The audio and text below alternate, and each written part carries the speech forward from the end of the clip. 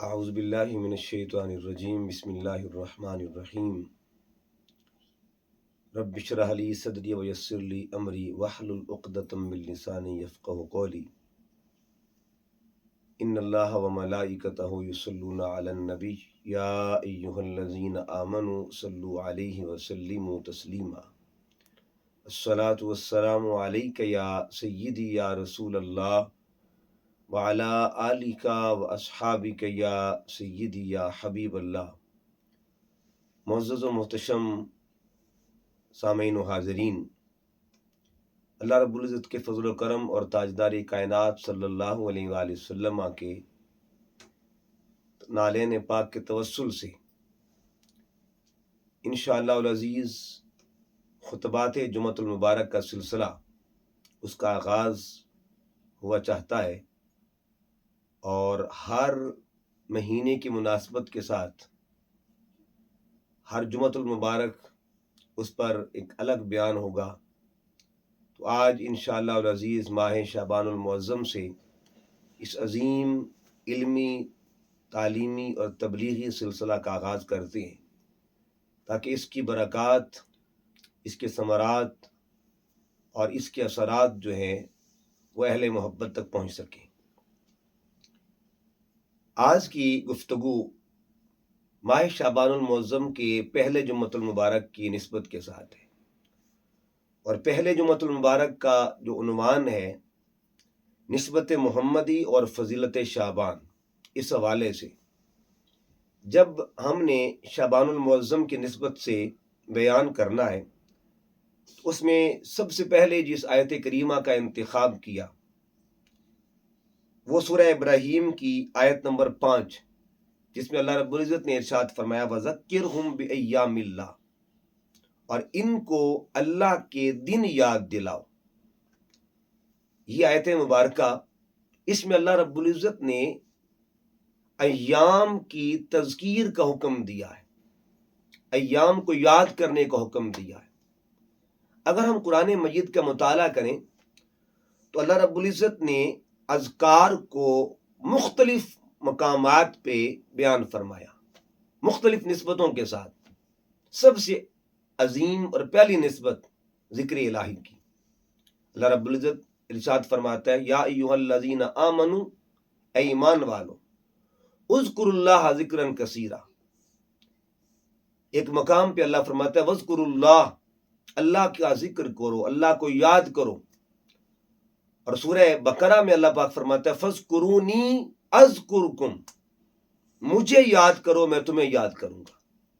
تو گویا اللہ رب العزت اپنے بندوں کو اپنے ذکر کا حکم دیتا ہے۔ اور پھر جب ہم قرآن مجید کے دیگر مقامات کا مطالعہ کرتے ہیں تو ہمیں اللہ رب العزت کے ذکر کے ساتھ اس کے محبوبوں کے ذکر کا بھی حکم دیا گیا ہے، اس کے پیاروں کا، اس کے مقربین کا۔ اگر ہم قرآن کا مطالعہ کریں تو مختلف مثالیں قرآن مجید میں ہمارے سامنے آتی ہیں۔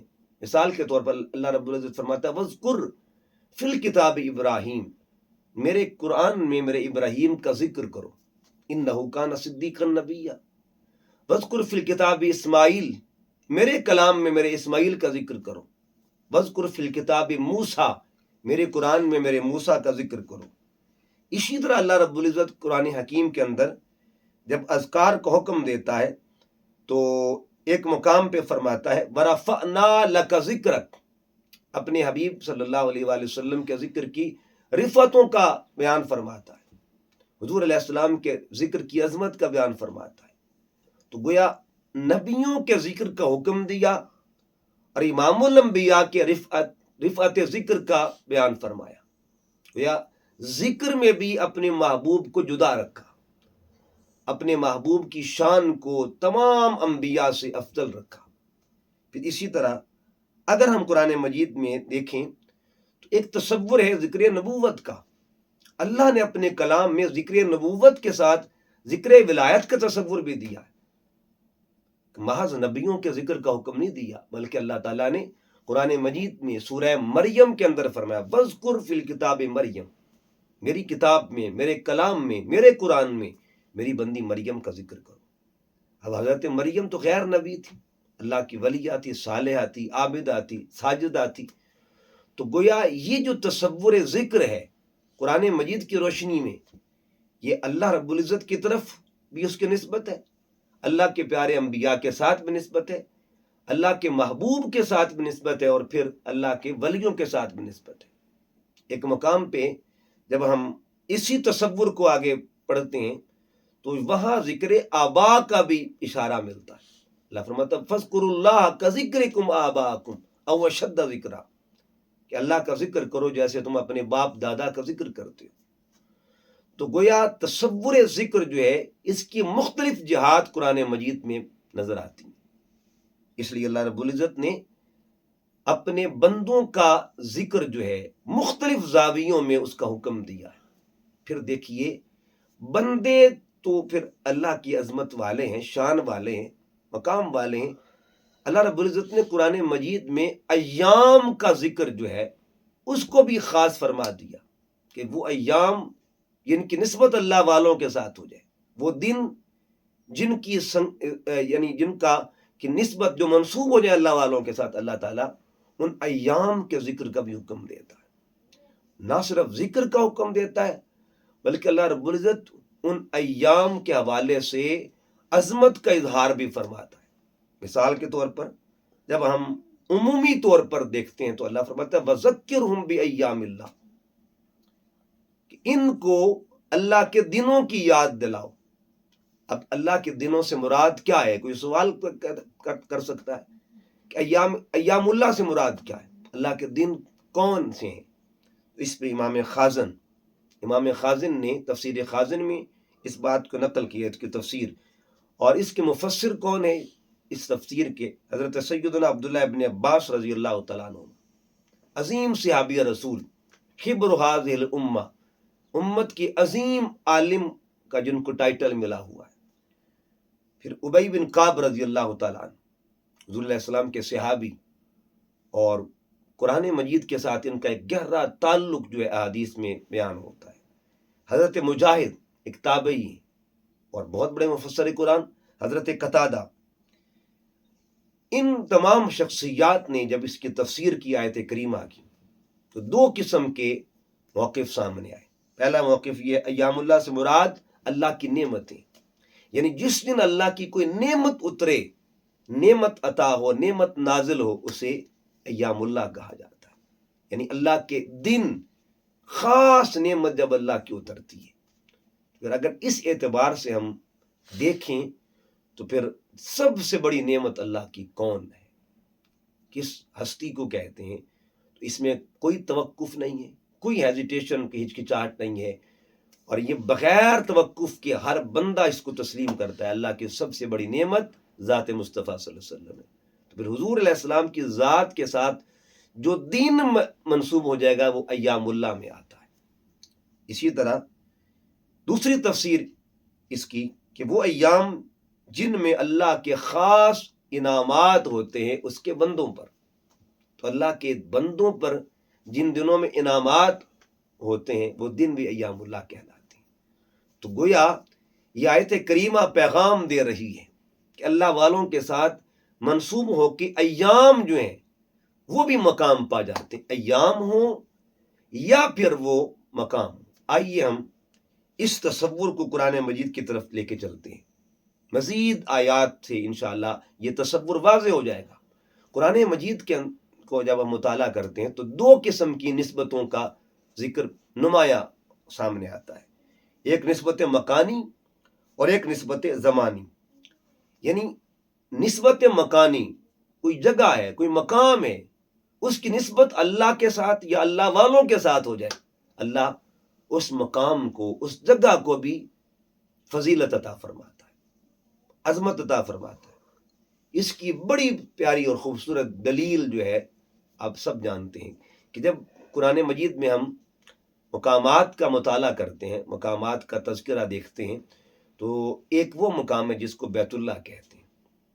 اللہ پاک فرماتا ہے ان اول بیت وضع للناس، سورہ آل عمران کی آیت کریمہ ہے کہ پہلا گھر خدا کا، جو اللہ کا گھر جو تھا بیت اللہ لوگوں کے لیے بنایا گیا، للذی ببکۃ مبارکا وہدی للعالمین، یعنی اس آیت میں اللہ رب العزت نے کعبہ کا تذکرہ کیا، ساتھ ہی آگے فرمایا فیہ آیات بینات مقام ابراہیم، اس میں اللہ کی نشانیاں ہیں، اور نشانیوں میں سے ایک نشانی کا تذکرہ کیا جسے مقام ابراہیم کہتے ہیں۔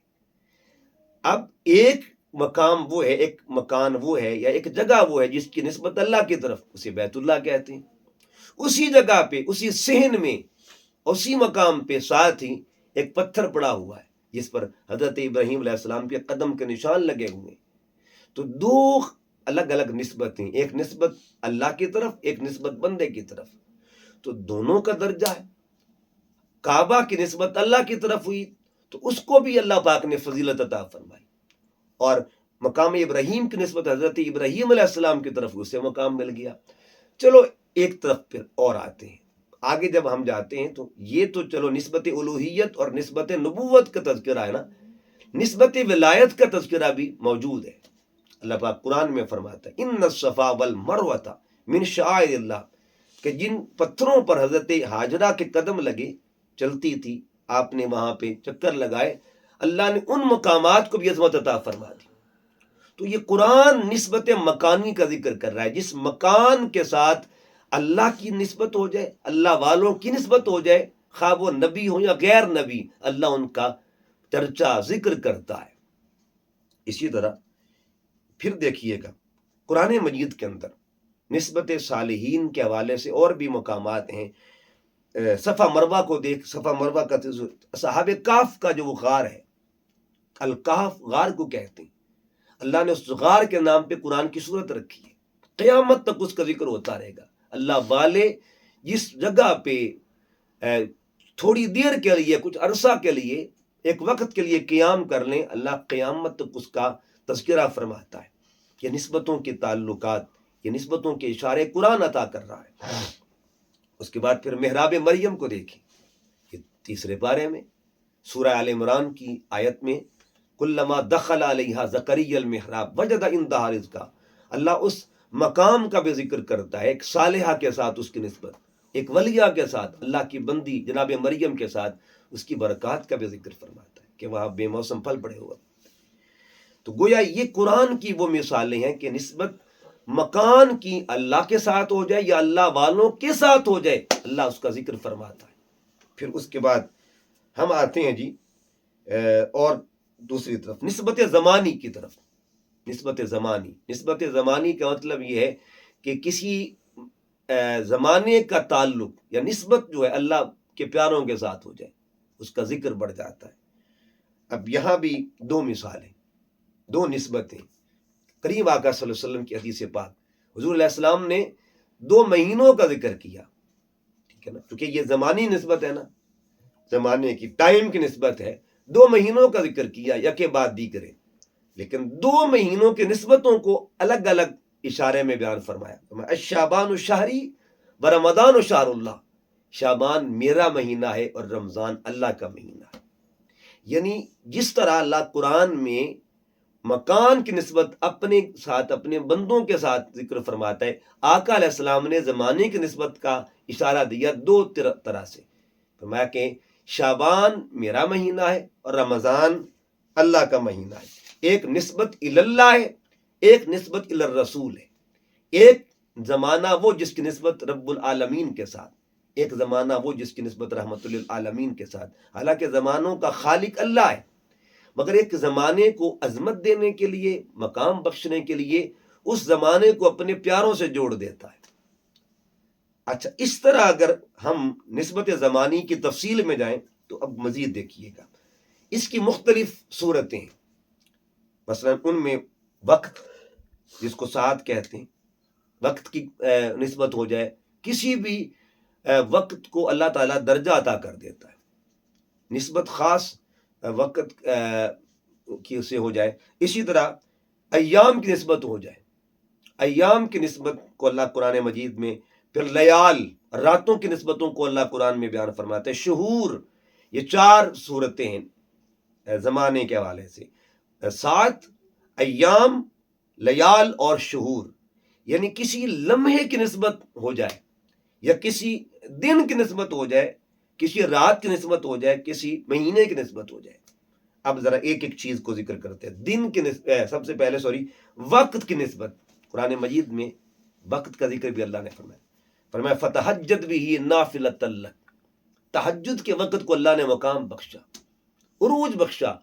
اس کی بہت سی نسبتیں ہیں.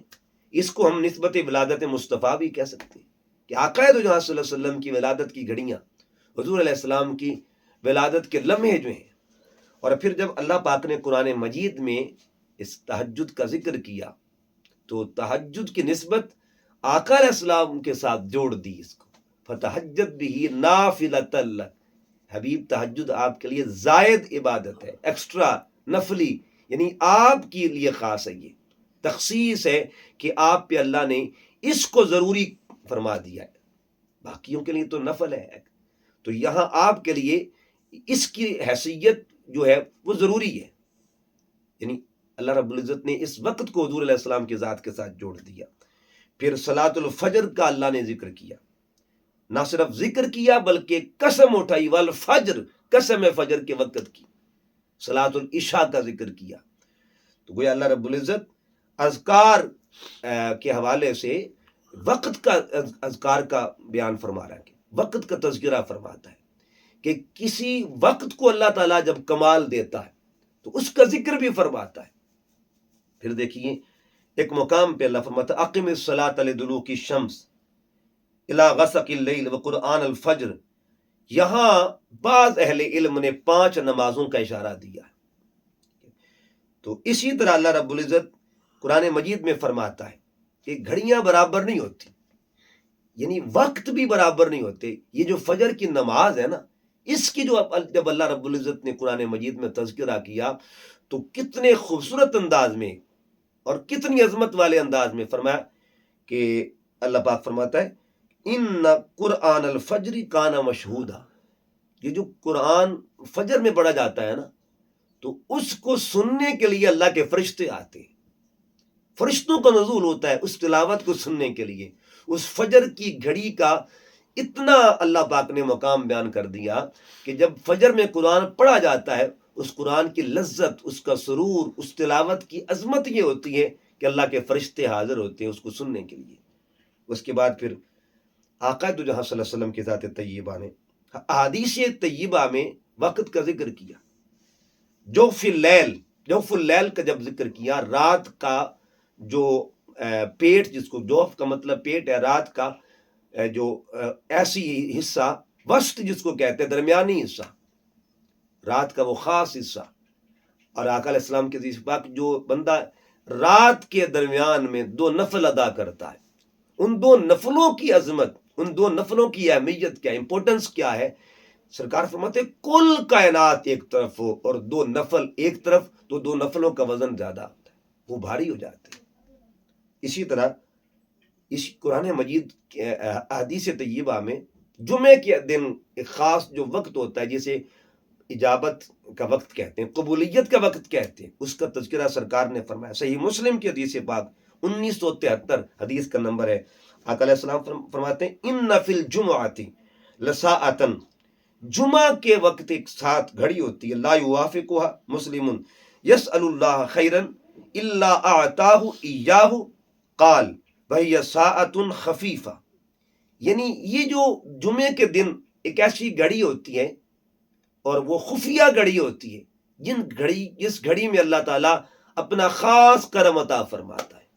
اس پہ علماء کی تشریحات ہیں، مختلف تشریحات ہیں کہ بعض نے کہا جی یہ 2 خطبوں کے درمیان ہے، بعض نے کہا جی یہ جو ہے جمعہ کے وقت کسی لمحے بھی، بعض نے کہا جمعہ کی نماز کے جو فرض نماز ہے اس کے فوراً بعد جو دعا مانگی جاتی یہ وقت ہوتا ہے. بہرحال کہنے کا مقصد یہ کہ وقت کی اہمیت کیا ہے، وقت کی عظمت کیا ہے. میرے آقا صلی اللہ علیہ وسلم نے جمعہ کے دن کی وہ ساعت کا ذکر بھی کر دیا جسے ساعت قبولیت کہا جاتا ہے. اسی طرح حدیث پاک یہ متفق علیہ حدیث ہے بخاری مسلم کے اندر کہ رات کا جب آخری پہر آتا ہے، آخری پہر میں جو اللہ کے کرم کا نزول ہوتا ہے، خاص وہ گھڑی ہوتی ہے جب اللہ تعالیٰ اپنی شان کے مطابق پہلے آسمان پہ جلوہ گر ہو جاتا ہے اور پہلے آسمان پہ جلوہ گر ہو کے گناہگاروں کو صدا فرماتا ہے کہ ہے کوئی مانگنے والا میں اسے عطا کر دوں. تو اس کا مطلب یہ ہوا خاص گھڑی، جس کو نور پیر دا ویلا بھی پنجابی میں کہتے ہیں۔ اور میاں صاحب رحمۃ اللہ علیہ فرماتے ہیں نا، پچھلی راتی رحمت رب دی کرے بلند آوازہ، بخشش منگن والے کارن کھلا ہے دروازہ۔ جب دنیا سو رہی ہوتی ہے اور اللہ کا کوئی بندہ جاگ کر اس کو منا رہا ہوتا ہے، تو یہ خاص کرم کا نزول ہوتا ہے، آخری پہر جو رات کا ہوتا ہے۔ تو یہ نسبت ہے ساعت کی، یعنی تصور یہ ملا قرآن و حدیث کے کہ وقت ایک جیسا نہیں ہوتا۔ اس کے بعد ایام کی بات کرتے ہیں۔ اللہ کے پیاروں کے ساتھ کوئی دن جڑ جائے، اللہ اس دن کا تذکرہ بھی فرماتا ہے۔ مثال کے طور پر قرآن پاک کو پڑھیے، اللہ رب العزت نے قرآن مجید میں سورہ مریم میں فرمایا وَسَلَامٌ عَلَيْهِ يَوْمَ وُلِدَ، حضرت یحییٰ علیہ السلام کے یوم میلاد پہ سلام بھیجا گیا، کہ دن کی نسبت حضرت یحییٰ سے ہوگی۔ حضرت یحییٰ علیہ السلام کے ساتھ ایک دن کی نسبت ہوئی، اللہ قیامت تک اس کے تذکرے کر رہا ہے، قیامت تک اس کا ذکر ہوتا رہے گا۔ سلام و یحییٰ کے دن پہ، سلام و جناب یحییٰ کے دن پہ، سلام و یحییٰ کے دن پہ۔ تو یحییٰ علیہ السلام کے یوم کو قیامت تک کے لیے اللہ منا رہا ہے، سلامیاں دلوا رہا ہے۔ اور حیرت کی بات ہے امت پر کہ جو آج حضور علیہ السلام کے یوم کے حوالے سے یا جس دن کی نسبت سرکار کے ساتھ ہو، جو امت اس یوم کے حوالے سے ابھی تک شک میں مبتلا ہے، جھگڑوں میں مبتلا ہے۔ کتنا بڑا المیہ ہے کہ اللہ مقتدیوں کے ایام کا قیامت تک ذکر کروائے، اور اس کے بندے اس کے محبوب کے دن پہ ابھی تک شک میں بیٹھے، منائے یا نہ منائے۔ حالانکہ یحییٰ علیہ السلام، اگر کوئی کہنا یحییٰ علیہ السلام کا وصال ہو گیا، آقا علیہ السلام کا وصال ہو گیا، تو یحییٰ علیہ السلام کا وصال نہیں ہوا۔ وصال کے بعد ان کی ایام قیامت تک اس کا تذکرہ ہوتا رہے گا۔ اور قرآن مجید میں کس انداز میں سلامی دی جا رہی ہے، یحییٰ علیہ السلام کی دن پہ سلام ہو۔ اس کے بعد پھر حضرت عیسیٰ علیہ السلام ان کے یوم پہ والسلام علی یوم ولدت، حضرت عیسیٰ علیہ السلام کے یوم کا ذکر کیا گیا۔ یوم عاشور کا تذکرہ جب آتا ہے نا، تو اس کی نسبت کا بھی تذکرہ کیا گیا۔ یوم آدم کا ذکر آتا ہے۔ حدیث پاک کا مطالعہ کیجئے، سرکار صلی اللہ علیہ وسلم کی بارگاہ میں عرض کیا گیا، رسول اللہ یہ جمعہ کا دن کو عید کا دن قرار دیا گیا، اس کی حکمت کیا ہے؟ الجمعۃ عید للمسلمین، اس کی حکمت کیا ہے؟ تو میرے آقا علیہ السلام نے فرمایا فیہ خلق آدم وفیہ قبض، اس دن جناب آدم علیہ السلام کی تخلیق ہوئی تھی اور اسی دن ان کا وصال ہوا۔ تو گویا آقا علیہ السلام نے امت کو ترغیب کس کی دی کہ نبی کے ساتھ جن دن جڑ جائے، یوم جڑ جائے، اس کے تذکرے ہوتے رہتے، اس کی عظمتوں کا اظہار ہوتا رہتا ہے۔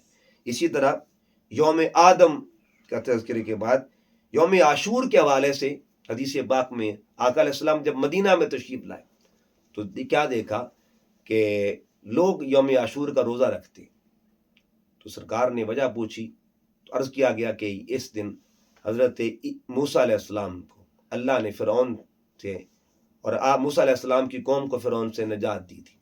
تو سرکار صلی اللہ علیہ وسلم نے فرمایا ہمارا حق زیادہ ہے موسیٰ علیہ السلام کے ساتھ محبت کا۔ تو پھر آقا علیہ السلام کی ذات طیبہ نے ترغیب دی، اور یہ جمعہ عاشور کا روزہ جو ہے پھر اس کے اندر ایک روزے کا ایڈ کرنا، تو یہ آقا صلی اللہ علیہ وسلم کی ترغیب جو امت کو عطا ہوئی۔ کہنے کا مقصد یہ عاشور کا دن جو ہے آقا صلی اللہ علیہ وسلم نے اس کے عمل کو پسند کیا، روزہ رکھنے کو۔ پھر حضور علیہ السلام کی ذات طیبہ کو دیکھیں تو حدیث پاک میں ہے کہ حضرت قتادہ رضی اللہ تعالیٰ انہوں نے عرض کیا یا رسول اللہ آپ پیر کے دن روزہ رکھتے ہیں، اس کی وجہ حکمت کیا ہے؟ فرمایا فیہ ولدت لی، اس دن میری پیدائش ہوئی تھی، میرا میلاد، یہ میرا یوم میلاد ہے۔ تو ایام کی نسبت اللہ کے پیاروں کے ساتھ ہو جائے، اللہ ان کا ذکر فرماتا ہے۔ اسی طرح آپ دیکھیں مختلف تفاسیر کو اٹھا کے دیکھیں قرآن مجید کو، اہل علم نے اس کی وضاحتیں فرمائیں کہ یوم خلیل اللہ، یوم عاشور یوم خلیل اللہ بھی ہے، جب اللہ نے آپ کو خلیل اللہ کا درجہ عطا فرمایا۔ یوم یعقوب بھی ہے یوم عاشورہ، جب آپ کو بینائی ملی۔ یہ یوم یوسف بھی ہے، آپ کو رہائی ملی قید سے۔ یہ یوم عاشورہ یوم یونس بھی ہے، حضرت یونس علیہ السلام مچھلی کے پیٹ سے نکلے۔ یوم عاشورہ یوم رفع عیسیٰ بھی ہے، عیسیٰ علیہ السلام کو اٹھایا گیا۔ یعنی یوم عاشورہ کی نسبت بڑے بڑے نبیوں کے ساتھ، آپ بہت سے انبیاء کے ایام کے طور پر اس کو یوم عاشورہ کو مناتے۔ بنا سکتے ہیں. پھر اس کے بعد آگے چلتے ہیں. اب ہم رات کا تذکرہ کریں گے. جب رات کی نسبت لیال کا تذکرہ ہوتا ہے تو جب اللہ پاک قرآن مجید میں شب ہائے موسیٰ کا تذکرہ فرماتا ہے، ان راتوں کا تذکرہ کرتا ہے جن راتوں میں موسیٰ علیہ السلام نے کوہ طور میں خلوت فرمائی تھی، وہاں پہ اعتکاف کیا تھا. اللہ پاک فرماتا ہے وَوَعَدْنَا مُوسَىٰ 30 لَيْلَةً وَأَتْمَمْنَاهَا بِعَشْرٍ فَتَمَّ مِيقَاتُ رَبِّهِ 40 لَيْلَةً. پہلے 30 راتیں آپ نے خلوت فرمائے، پھر 40 راتیں ہو گئی. گویا ان راتوں کا تذکرہ کیا اللہ پاک نے، کس دور میں راتیں گزاری ہوں گی، لیکن اللہ کو وہ راتیں کتنی پسند آئی ہوں گی. وہ لیال موسیٰ، لیال طور، یعنی طور کی راتیں موسیٰ علیہ السلام کی وہ شب زندہ داریاں اللہ رب العزت کو اتنی پسند آئیں کہ قیامت تک ان کا تذکرہ فرما دیا. ان راتوں کو موسیٰ علیہ السلام کے ساتھ جوڑ کے رکھ دیا.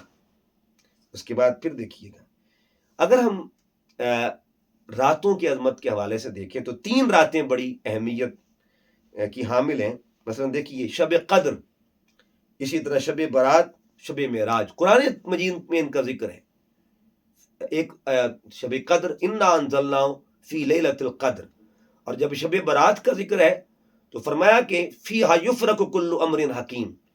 پھر شب معراج کا ذکر آیا تو سبحان الذی اسریٰ بعبدہ لیلا. راتوں کی نسبتوں کو اللہ نے ذکر کیا ہوا ہے کہ راتیں جو ہیں عظمت پا جاتی ہیں اللہ کے پیاروں کے ساتھ.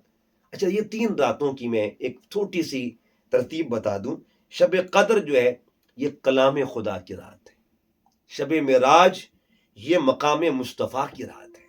اور شب برات انعام امت کی رات ہے. یعنی ایک رات کا تعلق کلام کے ساتھ، ایک رات کا تعلق مقام کے ساتھ، ایک رات کا تعلق انعام کے ساتھ. اسی طرح اب آتے ہم نسبت شہور پہ. مہینوں کی نسبت کیا ہوتی ہے؟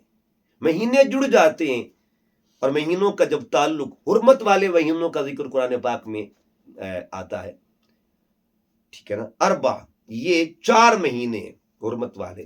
حرمت میں حرف بھی 4 ہیں اور حرمت کے مہینے بھی 4 ہیں. 3 مہینے تو تسلسل یعنی ترتیب کے ساتھ آتے ہیں.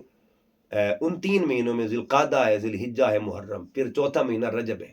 تو اللہ پاک نے ان مہینوں کو حرمت والا مہینہ، عزت یعنی جن کا تعلق عزت کے ساتھ ہو، گویا اللہ تعالیٰ نے 12 مہینوں میں ان 4 کو حرمت والا مہینہ فرمایا. پھر اس کے بعد ماہ رمضان کی عظمت ہے، پھر ماہ شعبان کی عظمت ہے. ماہ رمضان پہ انشاءاللہ جب ہم ماہ رمضان کا جمعہ آئے گا تو ہم بات کریں گے. آج ہم جو ہے نا شعبان، یہ شعبان اور رمضان کا قرب دیکھیں کہ کتنا کمال کا قرب ہے. ایک تو یکے بعد دیگرے، یعنی جڑے ہوئے مہینے ہیں شعبان اور رمضان. اس میں ان 2 مہینوں میں آپ نسبت دیکھ لیں، ایک عددی قرب ہے. عددی قرب کا مطلب کیا ہے کہ دونوں میں حروف 5 ہیں. رمضان کو دیکھیں را میم ضاد الف نون، شعبان کو دیکھیں شین عین با الف اور نون. اسی طرح معنوی قرب دیکھیں کہ دونوں مہینے با معنی ہیں. اگر رمضان کو دیکھیں را کا معنی بیان ہوا ہے، میم کا معنی بیان ہوا ہے، ضاد کا معنی، الف کا معنی، نون کا معنی. شعبان کو دیکھیں تو شین کا بھی جو اللہ تعالیٰ کے اہل ادب ہے، اہل محبت ہیں، اہل معرفت ہیں، انہوں نے یہ شعبان کی 5 حروف کی نسبت ذکر کیا ہے، ان کے معنی. مثلا دیکھیے اگر ہم شعبان کے حروف پر بات کریں تو حضور سیدنا شیخ عبد القادر جیلانی رضی اللہ تعالیٰ آپ نے اس حوالے سے بات فرمائی کہ یہ 5 حروف ہیں، شین عین با الف اور نون، شعبان. اچھا، شین سے مراد کیا؟ الشہر الشرف. شین سے کا مطلب ہے یہ شرف والا مہینہ، عزت والا مہینہ ہے، عظمت والا مہینہ ہے. عین کا مطلب کیا ہے؟ الشہر العلوف، یہ بلندی کا مہینہ ہے، رفت کا مہینہ ہے. اور پھر الشہر البرکہ، یہ برکت کا مہینہ ہے، با سے مراد. الف ہے پھر الشہر الامان، یہ امان کا مہینہ ہے. اور پھر آخر پہ نون آتا ہے الشہر النور. یہ جو رمضان ہے نا، ان کے اینڈ کو دیکھیں تو نون آتا ہے، اور دوسری طرف شعبان دیکھیں اس کے آخر پر بھی نون آتا ہے. یہ نسبت نون جو ہے 2 نعمتوں کا اشارہ کر رہے ہیں. کہ اس سے مراد بھی اللہ کی نعمت ہے، اور یہ بھی اللہ کی، رمضان بھی اللہ کی نعمت اور شعبان بھی اللہ کی نعمت۔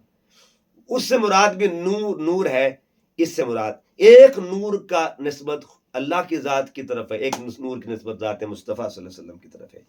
پھر دیکھیے گا شعبان کی عظمت کا کتنا گہرا ربط رمضان کے ساتھ۔ اگر آپ رمضان کو دیکھیں تو رمضان کا تعلق بھی نسل رسول کے ساتھ ہے، اور شعبان کا تعلق بھی نسل رسول کے ساتھ ہے۔ اور نسل رسول سے مراد کیا ہے؟ دو عظیم ہستیاں، دو شہزادے، سرکار کے دو پیارے، جگر کے ٹکڑے، دو لال، ایک کو امام حسن کہتے ہیں، ایک کو امام حسین کہتے ہیں۔ رمضان کو دیکھیں تو امام حسن کے ساتھ رمضان کی نسبت ہے، ان کی ولادت ہوئی 15 رمضان کو، اور شعبان کو دیکھیں تو امام حسین علیہ السلام ان کی ولادت ہوئی۔ تو گویا ایک مہینہ امام حسن والا، ایک مہینہ امام حسین والا ہے۔ یہ نون جو ہے ادھر بھی آخر پہ نون، ادھر بھی آخر پہ نون، یہ نون کی نسبت ادھر بھی ہے۔ پھر دیکھیے گا یہ جو شہر النسبت ہے، اسے شہر نسبت بھی کہہ سکتے ہیں، شہر الرضا بھی کہتے ہیں۔ یہ شہر رضا کیوں ہے؟ دیکھیے خاص بات کہ بہت خوبصورت بات کرنے لگا ہوں۔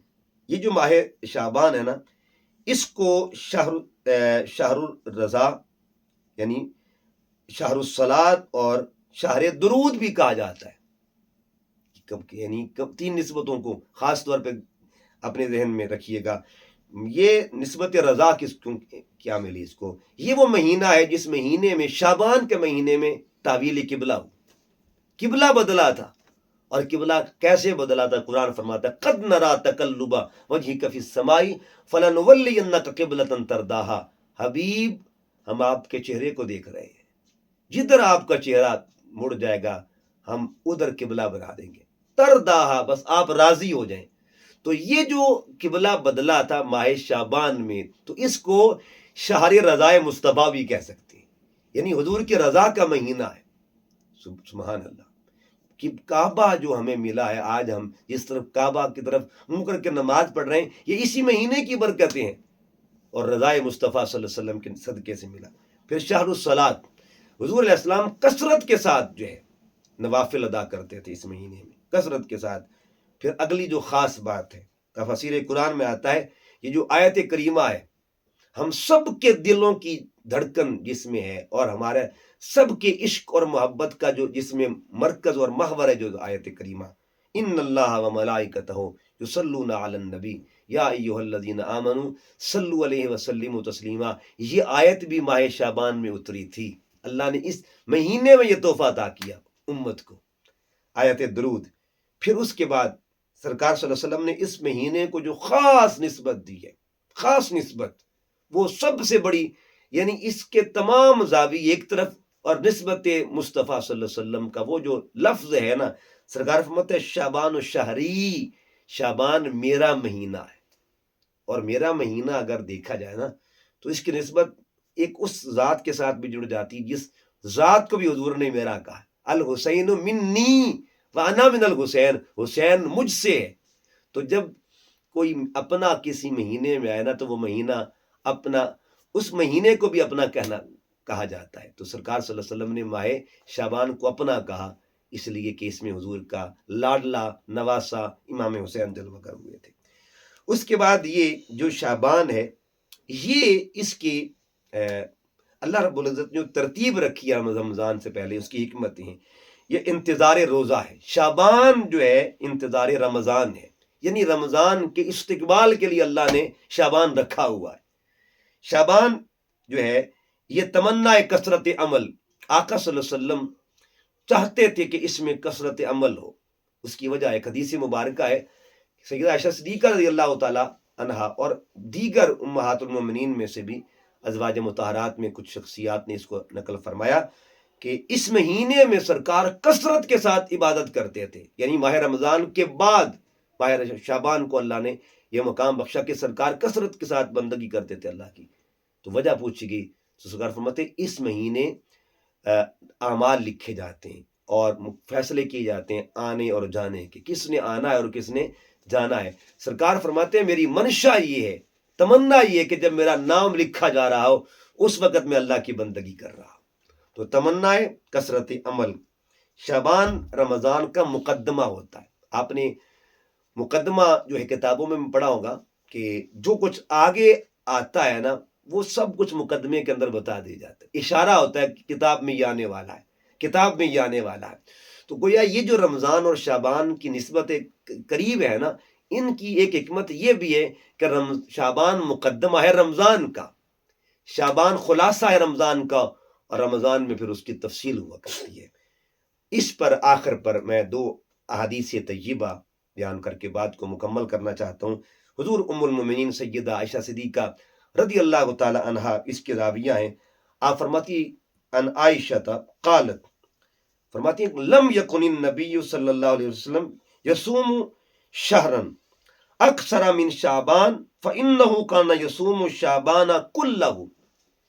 آپ فرماتی ہیں کہ حضور علیہ السلام نفلی روزے سب سے زیادہ جس مہینے میں رکھتے تھے وہ شعبان سے زیادہ عظمت والا مہینہ، یعنی نفلی روزے جس مہینے میں سب سے زیادہ یعنی کثرت کے ساتھ حضور رکھا کرتے تھے وہ شعبان ہے. اس سے زیادہ اور کوئی مہینہ نفلی روزوں والا سرکار کے نزدیک نہیں تھا، یعنی کثرت کے ساتھ نفلی روزے رکھا کرتے تھے. اسی طرح ایک اور روایت سیدہ ام سلمہ رضی اللہ تعالی عنہا، آپ فرماتی ہیں نبی صلی اللہ علیہ وسلم انہ لم یکن یصوم من السنۃ شہرا تاما الا شعبان یصلہ برمضان. آقا صلی اللہ علیہ وسلم مکمل مہینہ روزہ رکھتے تھے شعبان کا، یہاں تک کہ یہ معمول آپ کو رمضان تک پہنچا دیتا تھا. تامن مکمل یعنی مہینہ، اس کے ساتھ حضور علیہ السلام کی محبت تھی. تو شعبان المعظم سرکار کا محبوب مہینہ ہے. اس مہینے کی نسبت محبوب سے بھی ہے، اور اس مہینے میں یعنی محبوب عمل جو ہے امت سرکار کی ذات طیبہ کے حوالے سے کرتی ہے، اسے عمل درود کہا جاتا ہے.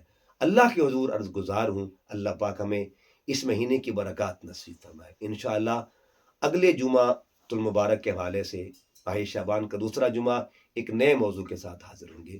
ما علیہ الا البلاغ.